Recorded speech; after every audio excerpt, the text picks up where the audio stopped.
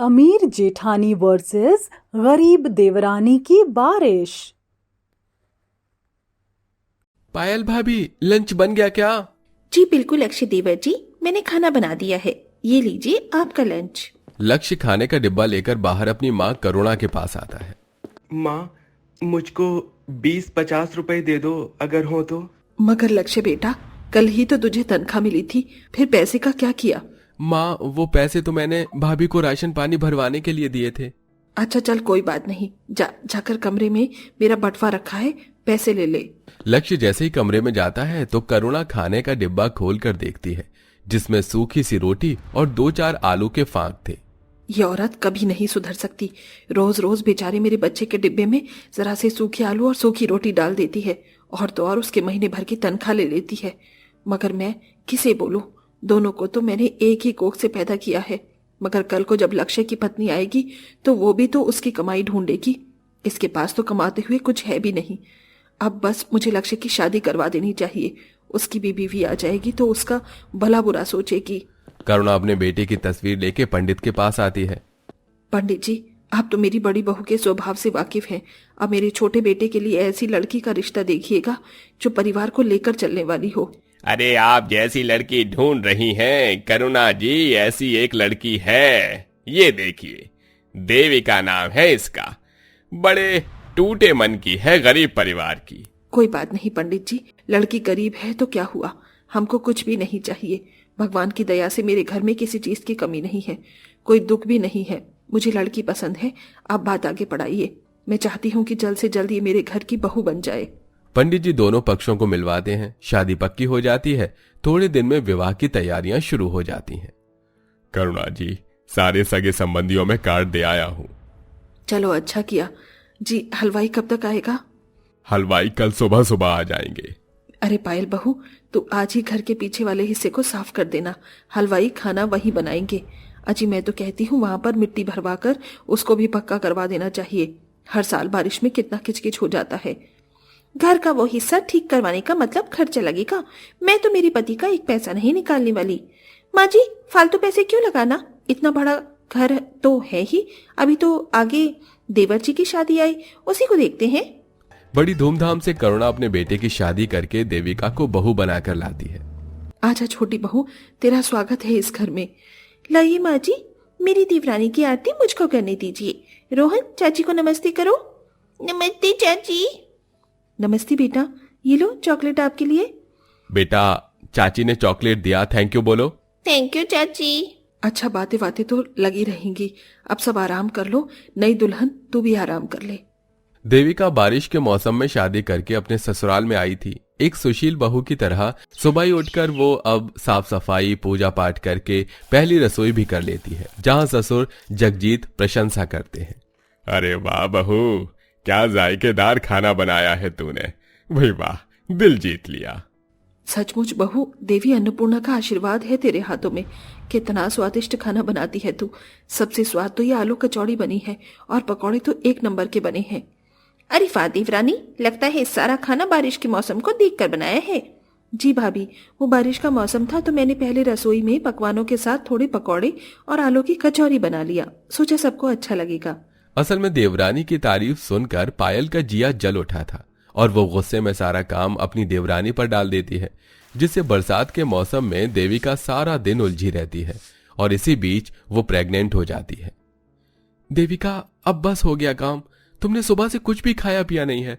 चलो खा लो थोड़ा। हमारे बच्चे का तो सोचो, तुम माँ बनने वाली हो।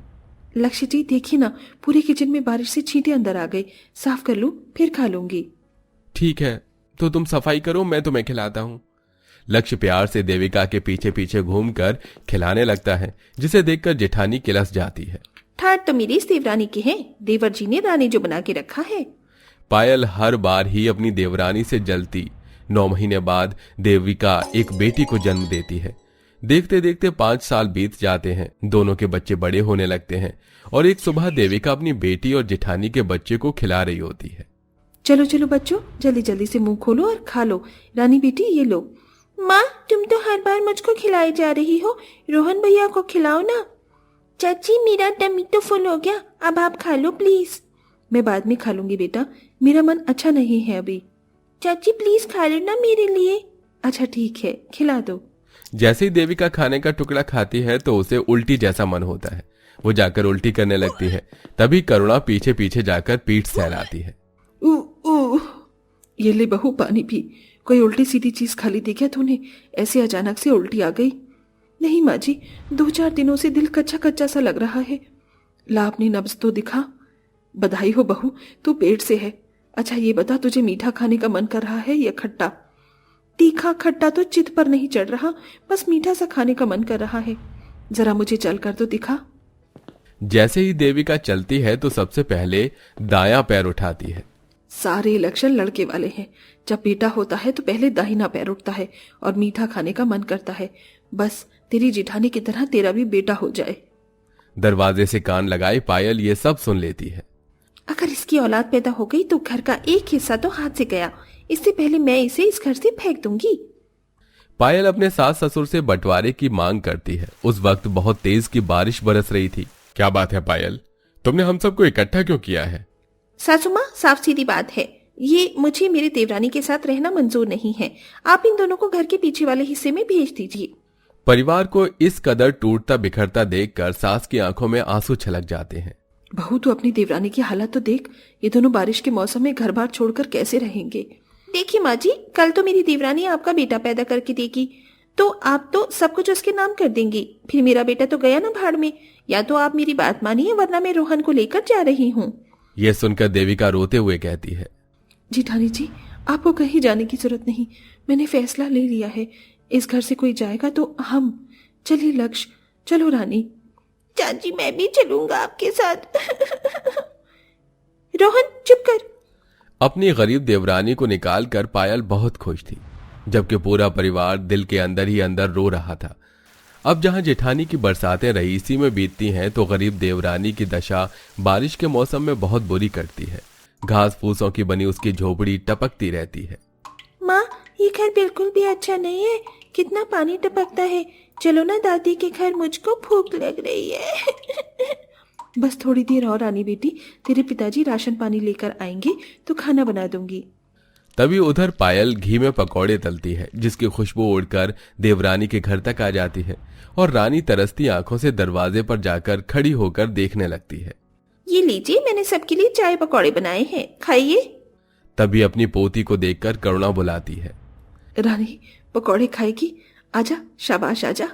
तभी पायल उसे रोक लेती है।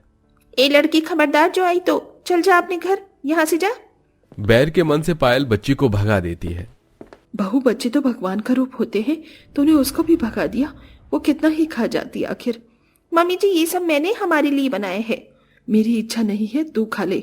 सबके मना करने पर पायल किसी को झूठे मुंह दोबारा खाने को पूछती भी नहीं और खुद खाने लगती है। इधर गरीबी में भूखे प्यासे रहने की परिस्थिति में भी देवरानी अपने ससुराल वालों की चिंता करती है।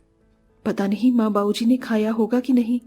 तुम तो खा लो देविका, ज्यादा मत सोचो। एक तो ऐसी हालत में तुम्हें मेरे संग दुखों में गुजारा करना पड़ता है। कोई बात नहीं जी, आप मेरे साथ तो हैं, मेरे लिए काफी है। इसी तरह से दिन गुजरते हैं। जहां अमीर जेठानी अपने पक्के मकान में बारिश में चैन से रहती, तो वहीं गरीब देवरानी रात भर बारिश का पानी निकालती और जिस दिन कमाई नहीं होती वो भूखे हालातों में सो जाते।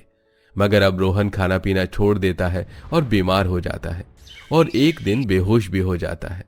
रोहन उठ जा बेटा, उठ जाना। पता नहीं मेरे बच्चे को क्या हो गया।